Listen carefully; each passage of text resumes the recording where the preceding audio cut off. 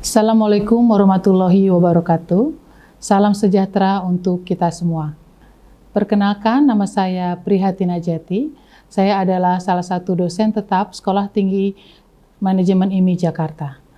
Saya akan berdiskusi menjelaskan tentang mata kuliah saya yang saya ampu, yaitu pengantar bisnis, di mana saya akan menjelaskan bidang keahlian saya, yaitu bidang manajemen. Pada kesempatan ini, izinkan saya menyampaikan pernyataan diri dosen dalam unjuk kerja Tridharma Perguruan Tinggi bidang pengajaran.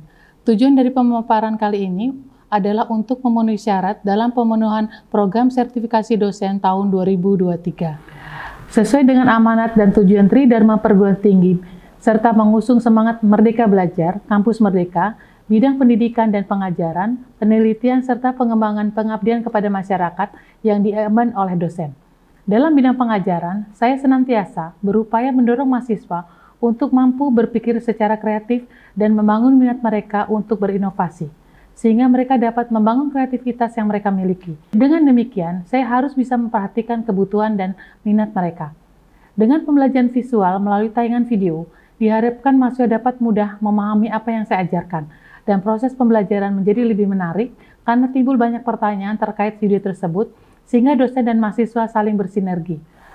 Mahasiswa mengeluarkan pendapat dan bertanya apa yang mereka belum pahami.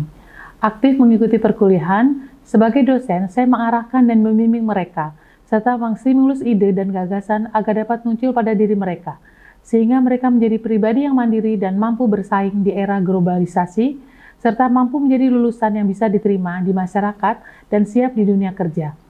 Oleh karena itu, saya sangat menikmati peran saya sebagai dosen, dengan harapan yang tinggi kepada mahasiswa. Oleh karena itu, saya sangat menikmati peran saya sebagai dosen, dengan harapan yang tinggi kepada mahasiswa.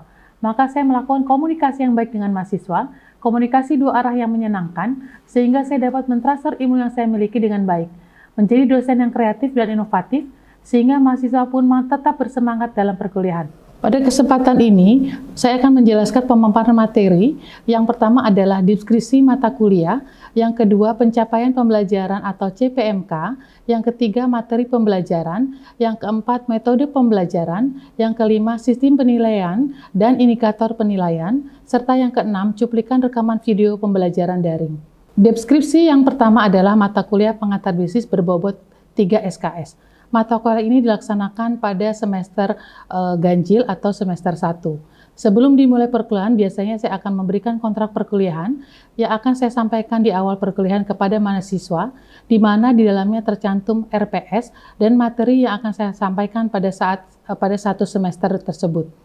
Materi yang akan saya sampaikan dalam satu semester adalah: pertama, pendahuluan dan ruang lingkup bisnis; kedua, perusahaan dan lingkungan perusahaan; yang ketiga, bentuk-bentuk kepemilikan bisnis; yang keempat, bisnis kecil dan kewirausahaan; yang kelima, organisasi dan manajemen; yang keenam, konsep nilai waktu dari uang; yang ketujuh, dasar-dasar manajemen sumber daya manusia; yang kedelapan, pertemuan ke-8 adalah kita akan mengadakan ujian tengah semester. Setelah itu baru dilanjutkan pertemuan setelah UTS, yaitu dasar-dasar manajemen pemasaran, dasar-dasar manajemen pembelanjaan, corporate social responsibility and corporate culture, e-commerce and e-business, business plan model canvas, business plan model management. Yang terakhir adalah praktek business plan. Baru kita akan mengadakan ujian akhir semester. Yang kedua adalah capaian pembelajaran mata kuliah atau CPMK. Capaian yang akan dicapai mahasiswa pada mata kuliah pengantar bisnis adalah sebagai berikut. Pertama, mahasiswa mampu mengemukakan faktor-faktor yang mempengaruhi kondisi bisnis masa kini dalam ruang lingkup bisnis. Mahasiswa mampu menelaah pengelolaan perusahaan dan lingkungan perusahaan. Mahasiswa mampu menjelaskan bentuk-bentuk kepemilikan bisnis baru. Mahasiswa mampu mengaplikasikan bisnis kecil dan kewirausahaan. Mahasiswa mampu mengembangkan organisasi dan manajemen. Mahasiswa mampu menghitung konsep nilai waktu dari uang. Mahasiswa mampu merancang dan mengatur dasar-dasar manajemen sumber daya manusia. Selanjutnya, mahasiswa juga mampu mendefinisikan dasar-dasar pemasaran, mampu mempelajari dasar-dasar manajemen pembelanjaan. Mahasiswa mampu mengembangkan corporate social responsibility and corporate culture, serta mahasiswa mampu menjelaskan definisi dan contoh e-commerce dan e-business secara umum. Mahasiswa mampu mengembangkan plan model Canvas. Mahasiswa mampu mengembangkan dan mengaplikasikan bisnis plan model manajemen. Dan yang terakhir adalah mahasiswa mampu memaksimalkan praktek bisnis plan. Selanjutnya adalah metode pembelajaran. Mahasiswa hadir 14 kali pertemuan teori dan praktek, serta 2 kali ujian tengah semester dan ujian akhir semester. Mahasiswa dapat mengikuti ujian tengah semester dan ujian akhir semester ketika pencapaian presensi kehadiran sebesar 80%. Pembelajaran dilakukan secara offline, belajar di kelas, dan online menggunakan media Zoom Meeting. Selanjutnya adalah sistem penilaian dan indikator penilaian. Yang pertama adalah kehadiran. 20% presensi ini saya lakukan ketika pada akhir perkuliahan dan bisa langsung dilihat di dalam Academic Information System atau yang disebut dengan portal mahasiswa. Tugas adalah 10%, mahasiswa dapat melihat soal, tugas yang akan diberikan dosen di portal student masing-masing. Selanjutnya ujian tengah semester. Ujian tengah semester sebesar 30%. Mahasiswa bisa mengunduh soal dan mengupload jawabannya ke dalam portal mahasiswa masing-masing. Berikutnya ujian akhir semester. Ujian akhir semester sebesar 40%. Mahasiswa bisa mengunduh soal dan mengupload jawabannya ke dalam portal mahasiswa masing-masing. Terakhir adalah cuplikan rekaman pembelajaran dengan materi pengantar bisnis. Berikut saya sertakan video ajar saya sebagai dosen pengantar bisnis. Assalamualaikum warahmatullahi wabarakatuh. Waalaikumsalam. Perkenalkan, nama saya Ibu Prihatina Jati. Pada semester ganjil ini, di semester 1, saya akan menyampaikan materi pengantar bisnis. Jadi untuk teman-teman semua, pembelajar kita, mata kuliah yang saya ampu adalah pengantar bisnis. Ya, jadi nanti pada RPS yang akan saya sampaikan bahwa pengantar bisnis berbobot 3 SKS, materi yang akan saya sampaikan ada 14 kali gitu ya, 14 materi, sorry.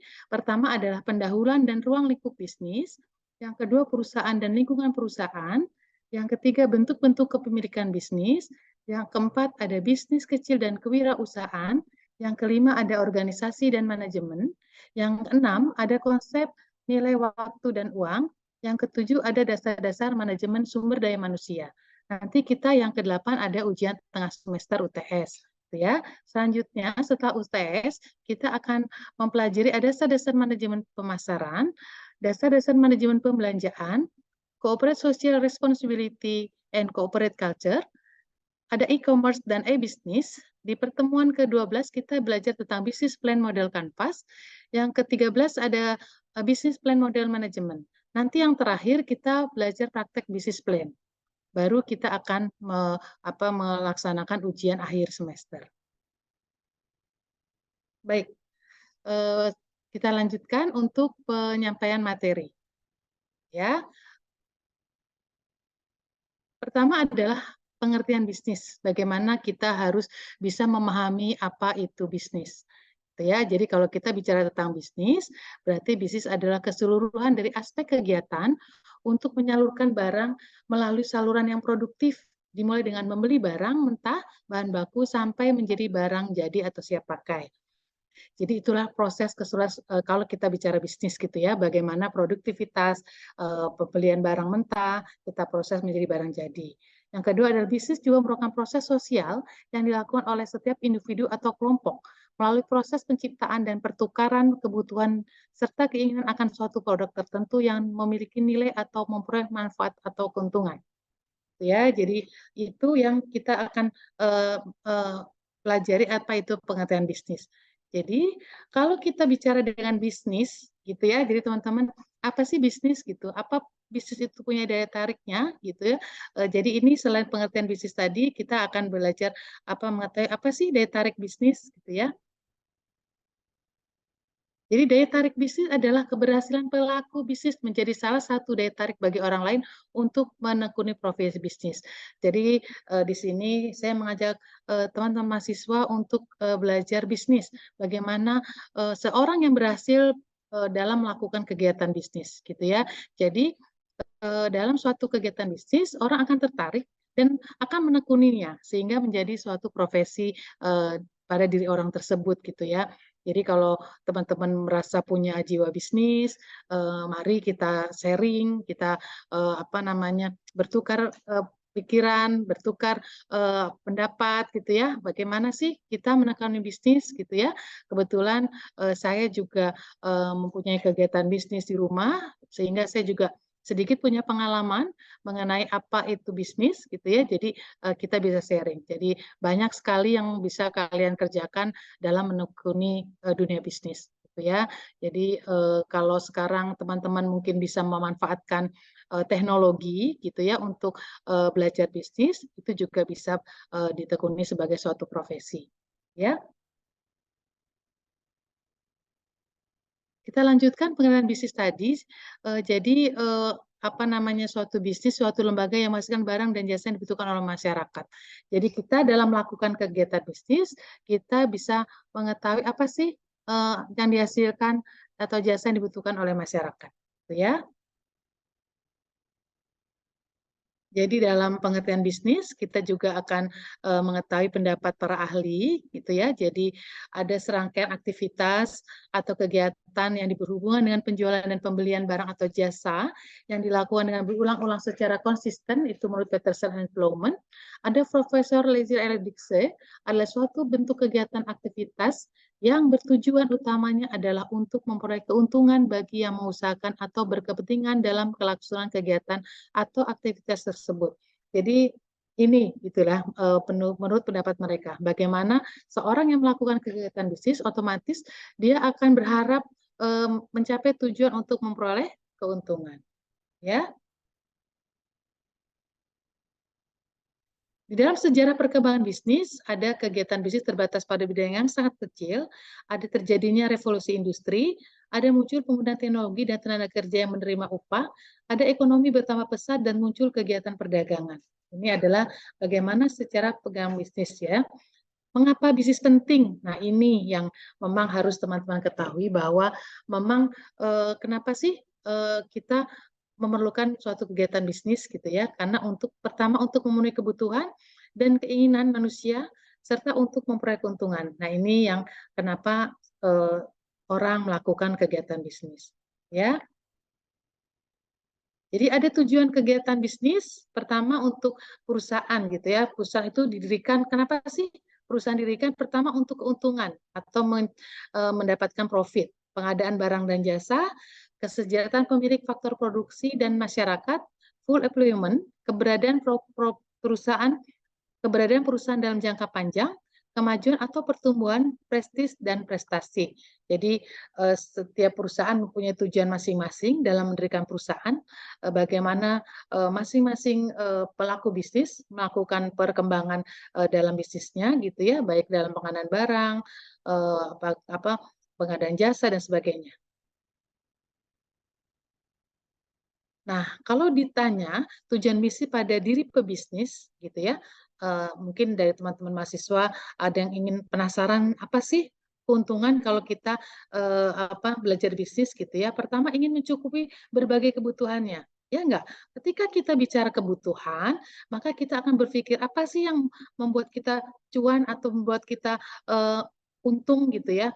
Maka kita akan berpikir keras apa yang harus kita bisniskan nih untuk memakmurkan keluarga, karena tadi untuk mencapai kebutuhan juga, berarti kita kedua untuk memakmurkan keluarga. Kita berharap dengan keuntungan yang kita peroleh, kita bisa mendapatkan income dalam keluarga. Yang ketiga, ini namanya dikenal banyak orang.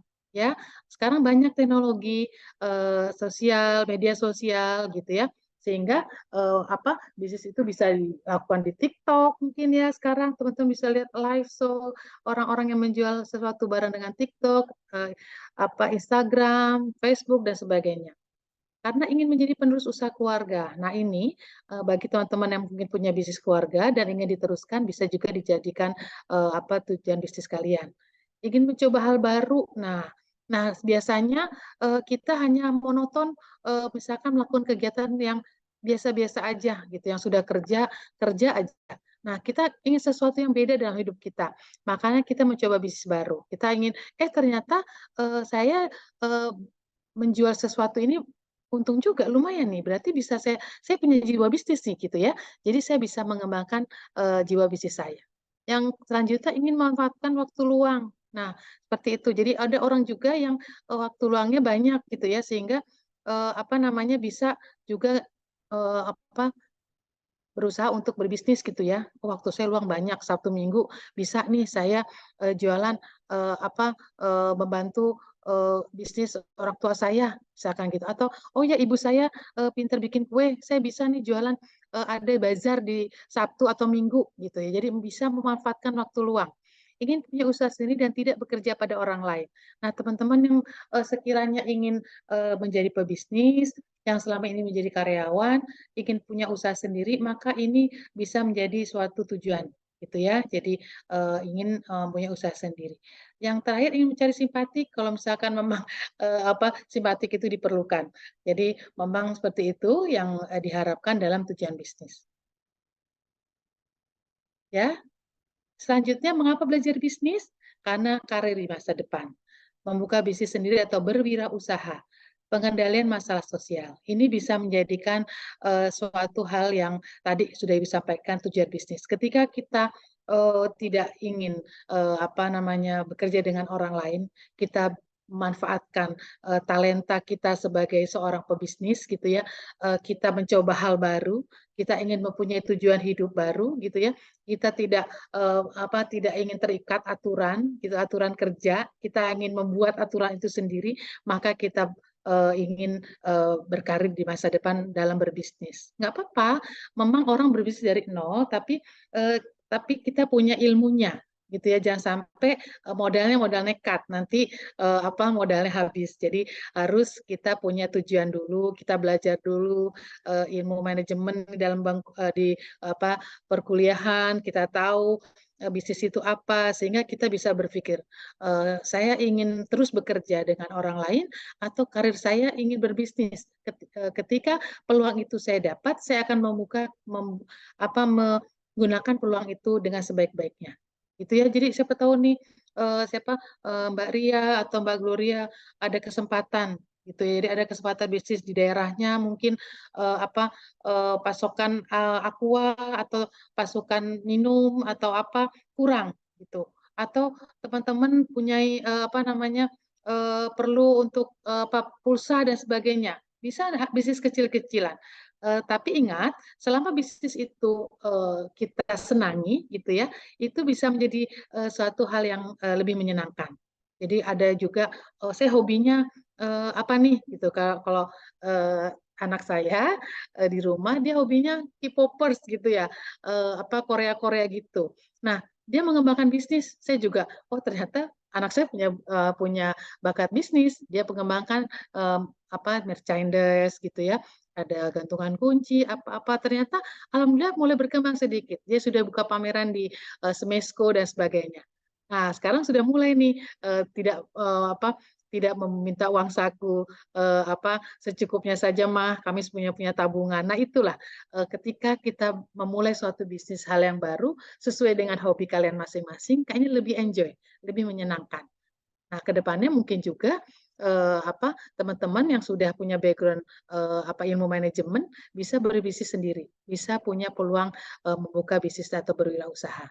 Ternyata dari hobi itu bisa menimbulkan ide bisnis, gitu ya. Ternyata anak saya 3, yang pertama perempuan, yang kedua kembar perempuan. Nah, yang perempuan ini akhirnya melakukan kegiatan bisnis. Mereka punya ide dari hobi yang mereka tekuni, gitu ya. Jadi dari nonton gitu, akhirnya dia berpikir untuk membuat merchandise, gitu ya. Ada gantungan kunci, ada stiker, gitu ya. Dan itu mereka buat desain sendiri, gitu. Pertama saya agak mahal ya harganya, gitu. Nanti ini ada buat modal kita lah, gitu. Ternyata kalau dia membidik itu foto gitu ya, foto K-popers itu dibuatlah gantungan kunci dan sebagainya. Nah, alhamdulillah dari situ akhirnya berkembang dari hobi itu yang awalnya hobi gitu ya, dia berkembang akhirnya dia buka pameran di Smesco gitu. Oh ternyata hobi itu memang betul bisa menimbulkan ide gitu ya. Jadi awalnya karena kayaknya kita lebih happy gitu ya kalau kita bidang yang sesuai hobi kita. Beda kalau misalkan teman-teman bekerja di suatu perusahaan, tapi ternyata tidak sesuai, suka nggak? Enggak kan, karena ini bukan bidang saya banget gitu ya. Saya sukanya marketing misalkan gitu, tapi kok saya ditempatkan di bagian SDM yang hanya diam saja gitu ya, tidak kemana-mana dan sebagainya. Nah itu yang sesuatu yang saya memberikan contoh supaya teman-teman punya kedepannya, punya ide gitu, punya ide bisnis yang mungkin bisa dijadikan profesi gitu ya. Jadi coba kita baca, kita lihat riwayat Bob Sadino. Bagaimana keberhasilan Bob Sadino berawal dari berjualan telur, misalkan. Itu ya dia keliling-keliling gitu ya. Dari situ dia termotivasi pada diri sendiri untuk membangun bisnis. Kalau dia dari segi pendidikan mungkin kurang, tapi dia merasa dia mampu. Dan bidang saya ini, passion saya ini di bisnis, sehingga akhirnya dia mengembangkan gitu ya. Jadi ada beberapa orang berhasil menekuni profesinya dan menjadikan profesi bisnis menjadi profesi dirinya, ya. Jadi seperti itu bagaimana orang berhasil. Jadi kalau kita bicara tentang bisnis, gitu ya, keseluruhan dari aspek kegiatan untuk menyalurkan barang-barang melalui saluran yang produktif, dimulai dengan membeli barang mentah, bahan baku, sampai menjadi barang jadi atau siap pakai. Nah, kalau kita bicara bisnis ya, ada orang yang memang menekuni bidang tersebut, memulai dari bahan mentah, kita olah menjadi bahan jadi. Yang tadi saya ceritakan contoh seperti anak itu, dia mulai dari fotoin artisnya itu, terus dia bikin desain, itu adiknya bagian desain, itu kebetulan adiknya bagian desain, terus akhirnya dibuat kredit dari akrilik ya, seperti itu. Jadi bisnis bisa merupakan aspek kegiatan. Jadi kegiatan itu bisa kita olah dari bahan mentah menjadi bahan jadi. Bisnis juga merupakan proses sosial yang dilakukan oleh setiap individu atau kelompok melalui proses penciptaan dan pertukaran kebutuhan dan keinginan akan sesuatu produk tertentu yang memiliki nilai atau mempunyai manfaat atau keuntungan. Jadi kalau kita bicara bisnis, berarti ujung-ujungnya kita akan mencapai keuntungan, gitu ya. Jadi seperti itu. Kenapa orang membuat bisnis? Mereka berharap bahwa bisnis itu akan berkembang dan akhirnya akan membuat suatu keuntungan. Oke.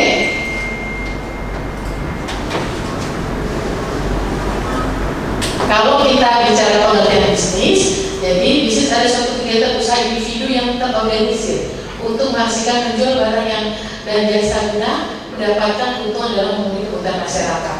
Jadi kalau kita bicara bisnis, ya memang harus terorganisir karena kita bisa merencanakan, kita buat ide, kita merencanakan dan kita menghasilkan sesuatu. Jadi ini yang dinamakan bisnis. Bisa suatu lembaga yang menghasilkan barang dan jasa yang dibutuhkan oleh masyarakat. Jadi kalau misalkan kita mencari ide bisnis, gitu ya, kita dari sekeliling kita, maka kita akan mendapatkan apa ya yang sekiranya belum ada di lingkungan kita. Gitu. Jadi mungkin dari situ kita bisa melihat atau ini teman-teman di lingkungan kelasnya apa sih yang mereka butuhkan, gitu. Dengan ide-ide awal yang kayaknya sederhana, tapi setelah kita jalani, kayaknya kita happy, gitu. Itu saya pun seperti itu. Kita sharing sedikit terkait kegiatan bisnis. Saya juga di rumah punya toko, gitu ya. Yang awalnya saya merasa yakin nggak nih, saya punya toko, gitu ya. Tapi saya berpikir bahwa saya karyawan swasta, saya tidak punya pensiun, ya.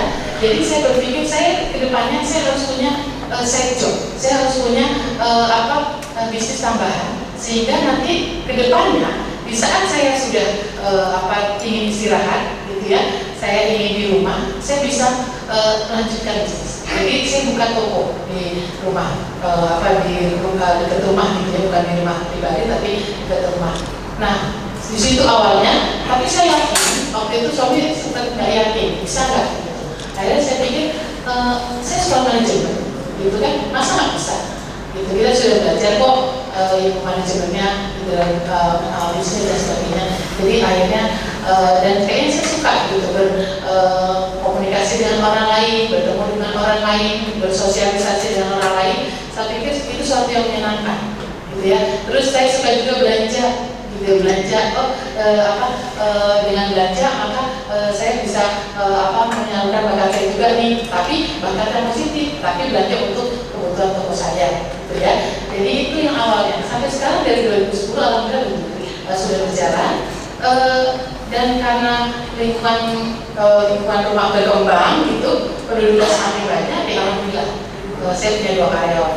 Jadi seperti itu teman-teman, bagaimana bisnis bisa kita tekuni ketika kita merasa di lingkungan kita membutuhkan sesuatu. Kalau itu saya perumahan baru gitu ya, saya pikir orang butuh kebutuhan pokok nih gitu ya, entah air mineral, entah gas, entah kebutuhan pokok yang aduh mager nih mau keluar, tiba-tiba galonnya habis, nggak mungkin juga dia keluar gitu. Jadi kita membuat service excellent kepada customer, kita buat pelayanan pengantaran dan sebagainya. Jadi lebih terlayani dengan baik. Terus kita juga lebih sekarang nggak begitu zaman nih teman-teman pakai uang cash gitu ya, jadi pakai QRIS atau pakai transfer dan sebagainya, sehingga lebih memudahkan bagaimana customer menjadi nyaman dan lebih merasa terbantukan dengan kegiatan di sekitar, sehingga mereka mau pindah atau mau ganti partner, mau bilang kok ini udah bagus kok gitu. Jadi kalau sudah kita ingin menjalankan bisnis, berarti kenapa tadi terorganisir berarti terencana. Kita belajar manajemen, bagaimana kita memanage, merencanakan, mengorganisasi, gitu ya. Jadi seperti itu. Jadi ilmu yang kita terapkan bisa kita manfaatkan di kehidupan bisnis kita.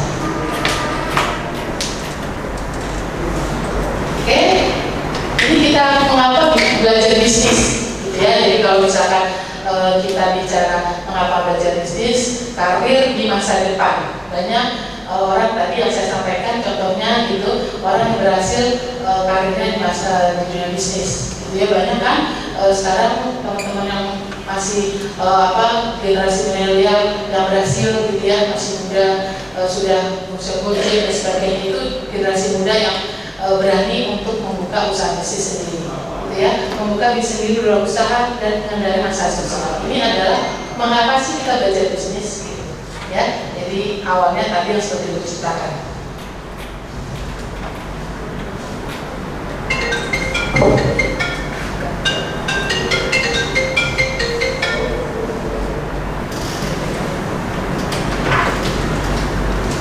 Nah, di dalam bisnis kita juga belajar etika bisnis, gitu ya. Jadi ini saya rasa sangat penting untuk teman-teman dalam pengaplikasian bisnis itu sendiri. Kita belajar tentang berkaitan dengan terhadap kegiatan bisnis yang maju pada kebenaran atau kejujuran berusaha atau bisnis. Jadi ada 5 bisnis, ini juga kita ada perilaku, filosofi moral dan sebagainya. Dalam kegiatan bisnis ini memang di situ kita bagaimana menerapkan bisnis kita secara jujur, gitu ya. Jadi kegiatan bisnis itu perlu dipahami bersama bahwa memang harus diterapkan. Ketika kita bisnis kita jalankan dengan jujur, kedepannya orang akan percaya dengan kita, sehingga orang juga akan suka dengan apa yang kita jual. Nah, sepertinya mereka akan tetap memilih bisnis yang kita ambil. Oke ya, terakhir oke. Jadi dalam perekonomian pasar campuran itu ada sistem perekonomian yang merupakan campuran antara perekonomian terbukti dan pasar yang menampilkan sifat terbaik dari keduanya. Jadi ada sosialisme, ada privatisasi. Ini adalah sosialisme bagaimana peran pemerintah memiliki dan menjalankan industri besar tertentu, misalkan perbankan, komunitas, transportasi, minyak, dan lain-lain. Ini sudah merupakan suatu kegiatan bisnis yang dilakukan oleh pemerintah. Yang terakhir adalah proses perubahan perusahaan kemudian jadi milik swasta. Ini banyak sekali yang mana ada beberapa perusahaan yang memang menjadi BUMN, dan sebagainya. Itu demikian pemaparan dari saya. Kalau teman-teman ingin bertanya, kita bisa diskusi. Sudah jelas semua? Alhamdulillah sudah jelas ya. Untuk tugas selanjutnya ada tugas dari kuliah kita hari ini. Jadi saya akan mengirim tugas di portal student, portal mahasiswa. Nanti tolong bisa dijawab. Tugasnya adalah mencari ide bisnis, gitu ya. Jadi teman-teman masing-masing tuangkan saja apa sih ide bisnis kalian, apa sih kreativitas kalian dalam berbisnis, gitu. Jadi itu tugasnya, silakan, itu tugas individu bisa diupload di portal student atau portal mahasiswa masing-masing. Demikian, kurang lebihnya minta maaf, saya mohon maaf. Wassalamualaikum warahmatullahi wabarakatuh. Demikian video pernyataan diri dosen dengan unjuk kerja Tridharma Perguruan Tinggi bidang pengajaran saya. Semoga bermanfaat untuk kita semua. Wassalamualaikum warahmatullahi wabarakatuh.